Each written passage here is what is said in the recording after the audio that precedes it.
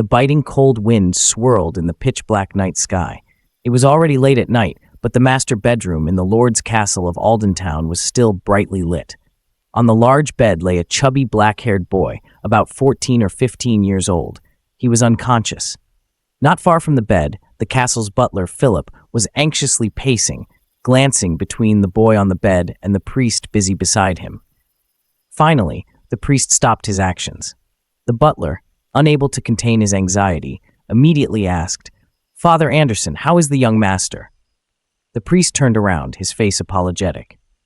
"Butler Philip, unfortunately, the herbs applied earlier and the holy water just administered seem to have had no effect on young Master Paul's condition. I have only one method left. I wonder if you agree to try it?" "What method is that?" "Bloodletting. I learned it from a traveling physician. According to him, this method has become widely practiced in most regions of the Gabella Empire and the Roman Kingdom, with miraculous effects on certain ailments." Bloodletting? Butler Philip almost blacked out at the mention of this word. He thought for a while and finally gritted his teeth. "All right, Father Anderson, let's do as you suggest. May the Lord of Light bless young Master Paul." The priest raised his hands in prayer to his deity, then instructed Philip to bring a copper basin to place under the bed. He also took out a sharp knife from his carry-on box and, pulling the boy's arm from under the blanket, prepared to make the incision. As soon as the priest pressed the knife to the boy's arm, he suddenly felt the boy's pulse beat once, then begin to pulse strongly and continuously. Noticing the anomaly, Father Anderson put down the knife and continued observing. The boy's pulse gradually stabilized, and then his eyelids slowly opened. "Praise the Lord of Light!" Father Anderson and Butler Philip exclaimed in delight. "Damn, what's that awful smell?" The boy opened his eyes and spoke in words the two men before him couldn't understand. As his vision fully cleared, the boy sat up and looked around in bewilderment.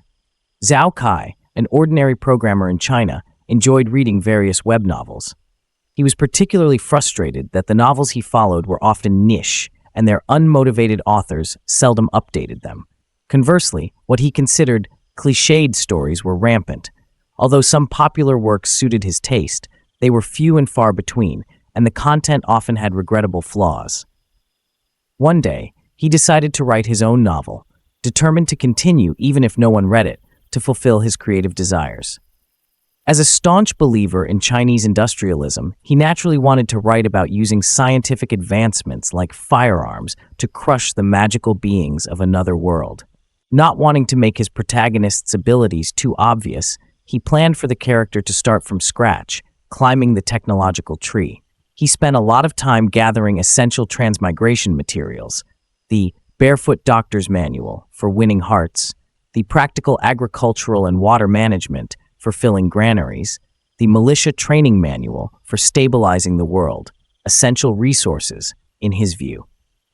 After thorough research for over half a month, he finally decided to start writing. Unexpectedly, after years of working, his writing skills had deteriorated. Even writing the beginning left him scratching his head for half a day. To think I looked down on cliché writers. At least they can write something, Zhao Kai thought, feeling embarrassed. He decided to stay up all night to finish the first chapter. After patching it together bit by bit, he couldn't resist the sleepiness anymore and dozed off at his computer. Half asleep, a pungent smell pulled him back to consciousness. He didn't expect that when he opened his eyes, the entire world had changed. Zhao Kai, or now Paul Grayman, looked around with a head full of questions. Luxurious carpets, furniture made of obviously precious wood, artistic wall decorations, and the soft mattress beneath him. Wasn't this the protagonist's bedroom he had described in his novel's first chapter? What had happened to him? He pinched his face, and it hurt. It didn't feel like a dream. "Young master, you're finally awake. Rest assured, this is not a dream," Butler Philip hurriedly approached. Paul then noticed two people in the room. The one who had just approached had graying hair and was tall and thin, appearing to be in his 40s, dressed in a black tailcoat like a stereotypical movie butler. Strangely, though the man spoke an unfamiliar language, Paul could understand it. The other man, looking about 30, wore a robe that suggested he was some kind of cleric. "Where am I? Why is my body sticky?" Paul noticed he was also speaking the unfamiliar language. Young master, you're in your bedroom. The salve applied by Father Anderson is on your body. Please avoid vigorous movements. Young master? Who are you? Seeing that the young master didn't recognize him, Philip was at a loss and looked to the priest for an explanation. Butler, do not worry. Temporary amnesia following unconsciousness is not uncommon. With more rest and proper care, he will gradually recover as you guide him. Phew, what a relief. Yes, waking up is already a huge blessing. Father Anderson checked Grayman's body again. There should be no major issues with his health. Let young Master Paul rest well tonight. The salve should stay on until tomorrow. Thank you so much for your help today. You're welcome. It's my duty. I will take my leave now and return tomorrow to check on young Master Paul. All right, this way, please. Paul was gradually coming to terms with his transmigration. How had this happened? He had only taken a nap and ended up here. Which deity was playing this joke on him?